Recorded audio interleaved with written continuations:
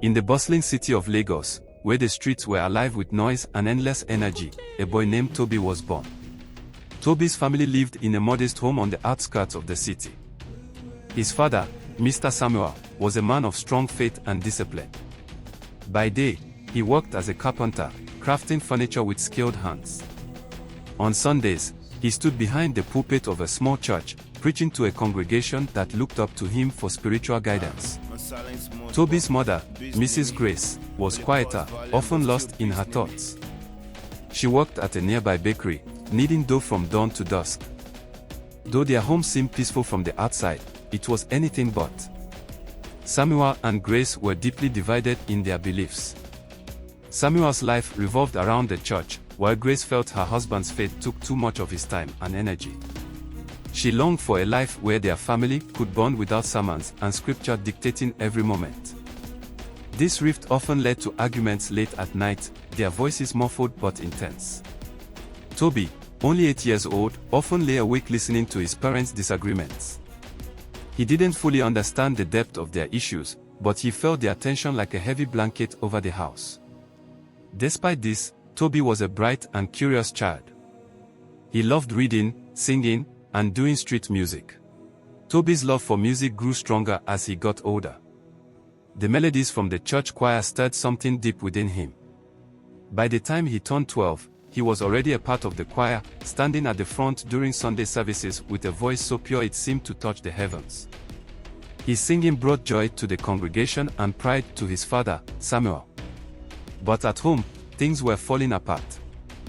The arguments between Samuel and Grace grew louder and more frequent. Grace felt Samuel cared more about the church than their family, while Samuel believed his devotion to God was misunderstood.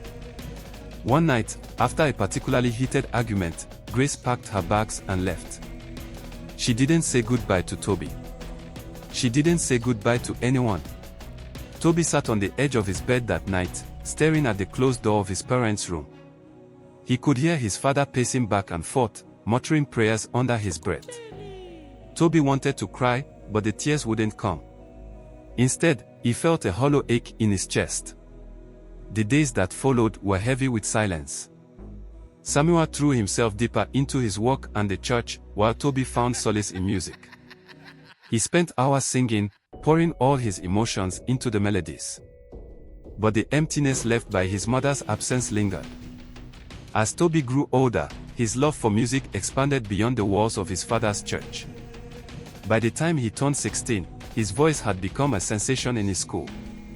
He started singing at school events, winning competitions, and catching the attention of students and teachers alike. His melodies were captivating, his lyrics heartfelt, and his voice carried an authenticity that resonated with everyone who heard him. But at home, the tension between Toby and his father grew. Samuel had always envisioned his son using his voice solely to glorify God. Toby, on the other hand, dreamed of reaching more people beyond the confines of the church. He wanted to sing songs that told stories of life, love, and struggle, songs that spoke to the streets of Lagos where he had spent his entire life. One evening, while walking through the crowded streets of Lagos, Toby saw a group of young men performing music at a busy intersection. Toby felt his heart leap with excitement. Before he knew it, he had joined them, harmonizing effortlessly with their beats.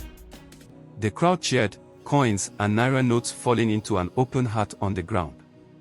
"You've got talent, bro," one of the performers said afterward, slapping Toby on the back. His name was Femi, a local street performer known for his charm and sharp wit. "Come back tomorrow. We could use a voice like yours."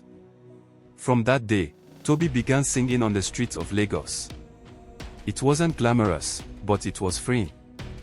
The bustling markets, honking danfos, and endless chatter of passers-by became the backdrop for his music. With every performance, he felt a little more alive.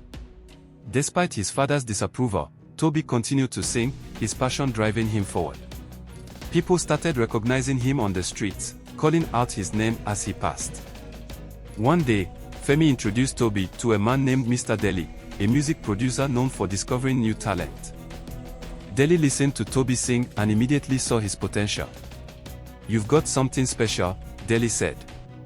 "With the right guidance, you could be a star." Toby's heart raced. This was his chance to take his music to the next level. Toby's passion for music drove him further than he had ever imagined. After meeting Mr. Deli, the music producer, he signed with his rising music label known as Sky Sound Entertainment. The label had a reputation for turning raw talent into household names, and Toby's voice was exactly what they were looking for. Toby's first single, Dreams of Lagos, was an instant hit. The song was a heartfelt impact to the vibrant city that had shaped him, the struggles, the energy, the dreams that kept people going. Soon, his name was on everyone's lips. As he released more songs, his fame grew. Tracks like Ronaldo, Street Anthem, Peace and Beast and Feel Good dominated charts across Nigeria. His music videos were colorful and energetic, capturing the essence of the Nigerian streets. Toby wasn't just a singer, he was a storyteller, weaving tales of hope, love, and survival into every lyric. With fame came wealth. Toby moved out of his father's modest home into a luxurious apartment in Lekki. He bought expensive clothes and enjoyed the perks of being a celebrity. Toby had become a superstar, celebrated across the country. Fame came with its shine, but it also cast shadows. As Toby's music career skyrocketed, he found himself surrounded by a new circle of friends. These were people who lived on the edge, flashy, influential, but dangerous. Among them were members of his label crew, who called themselves the Echo Boys. They were more than just colleagues, they became his gang. At first, it was harmless fun, lavish parties, endless nightlife, and risky adventures. Behind the glamour, the Echo Boys were involved in smuggling hard drugs, laundering money, and even orchestrating violent confrontations to protect their turf. One fateful night, as Toby and the Echo Boys lounged in their luxurious mansion in Lekki, they were planning their next move.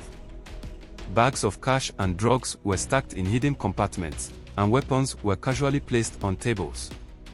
Laughter and loud music filled the air as they felt untouchable in their world of fame and crime. But the Nigeria police force had been watching them for months. Acting on a tip-off, a special task force stormed the mansion just before midnight.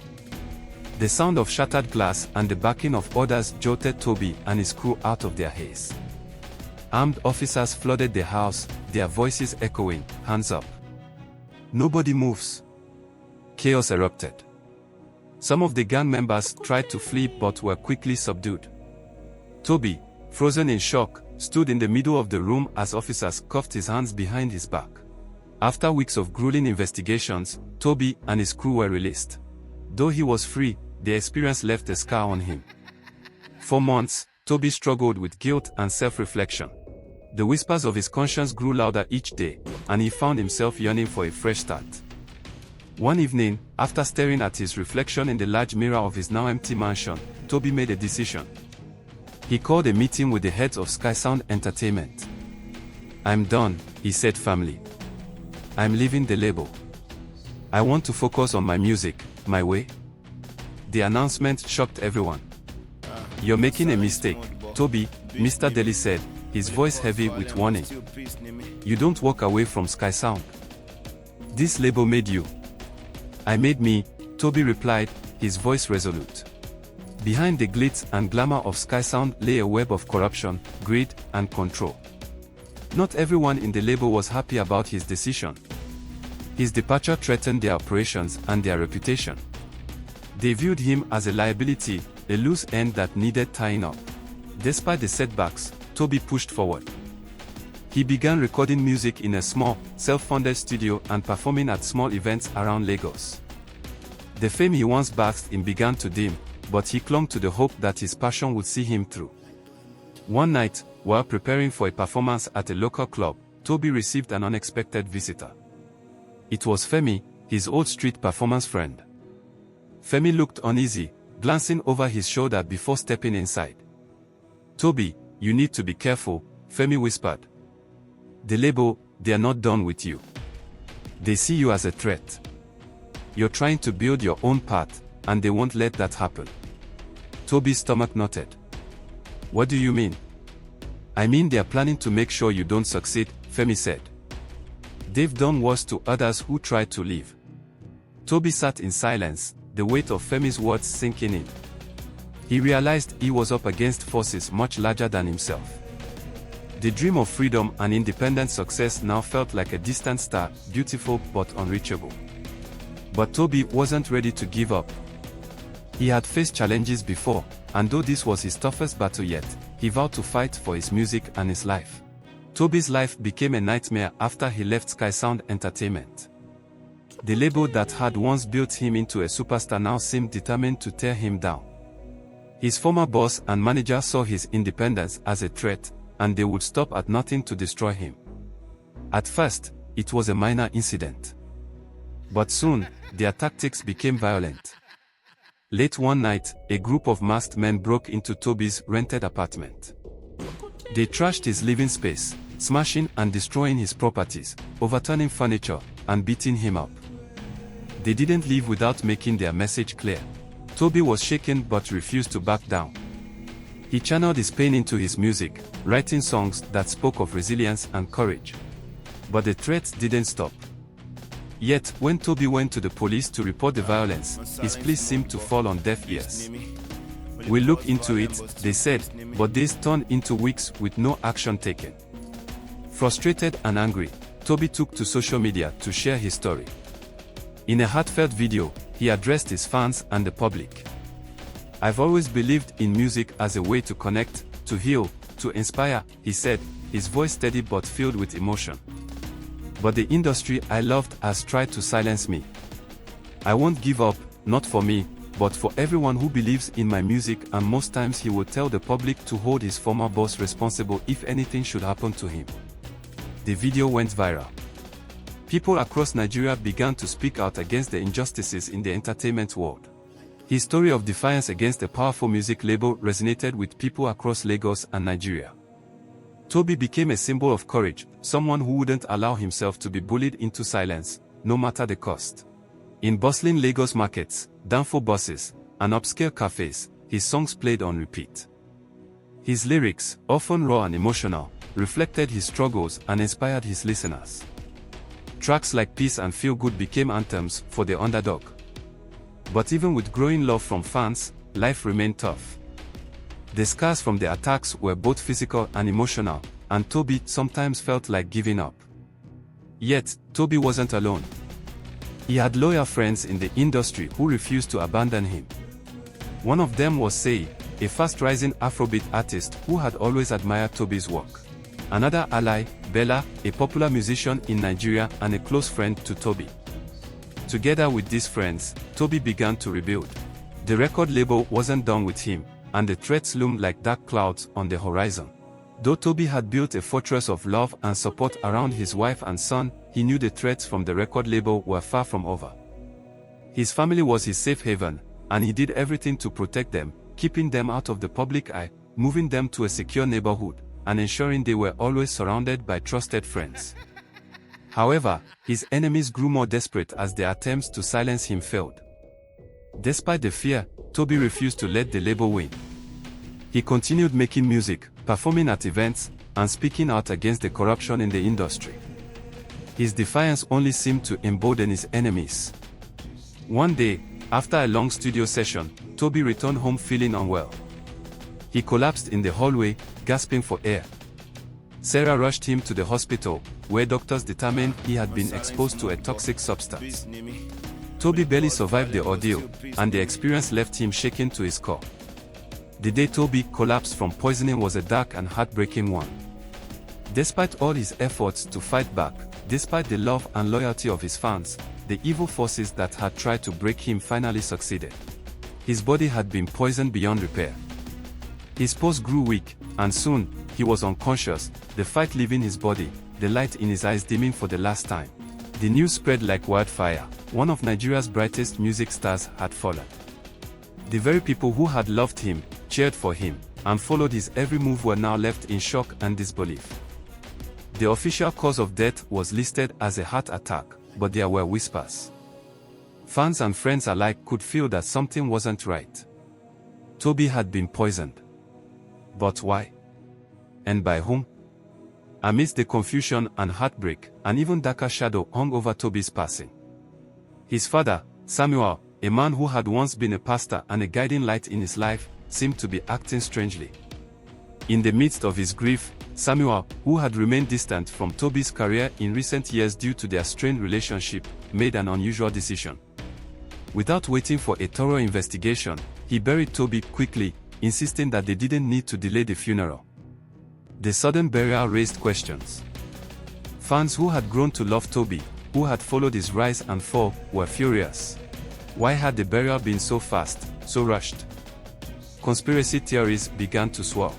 Some fans believed that Samuel had been involved in the record label's corrupt dealings, and that Toby's death wasn't just a tragic accident, it was part of a bigger scheme to silence him for good. Some even began to suspect that the label, in its desperation to rid itself of Toby, had used Samuel as a pawn to expedite the burial and avoid scrutiny. Rumors began to spread like wildfire. Was the pastor too closely tied to the label?